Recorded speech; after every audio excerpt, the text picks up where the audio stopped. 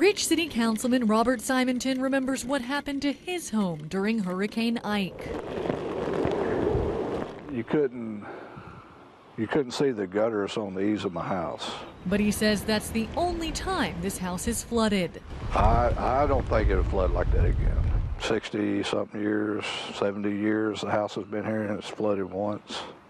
I mean, that was just an unusual storm. If the Biggert Waters Act hadn't been amended this year, it would have made Simonton's flood insurance unaffordable. Over a 5-year period, I was looking at going from the current $2,600 a year to $14,400 a year. Bridge City Mayor Kirk Roccaforte says it's still important to appeal FEMA's new flood maps, which raises base flood elevation for much of the city. If you're going to build a home, the base flood elevation makes a whole big difference as to the height of the slab of the home and the rates that they're going to have to pay for insurance. The new FEMA flood maps were put on hold when Bridge City filed an appeal. Under the current flood maps in Bridge City, the base flood elevation is 8 feet.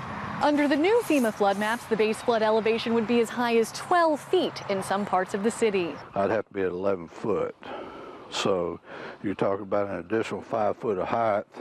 From where we're at right now, you're probably talking about my house would have to be built up to here. Mayor Roccaforte says the new legislation amending the Biggert Waters Act gives relief to homeowners, not to commercial property owners. So the new flood maps are still a problem. If it's not a homesteaded property, it would make that property's flood insurance not even affordable. He says appealing the maps is necessary to keep the city growing. In Bridge City, Lauren Huet, Fox 4 News.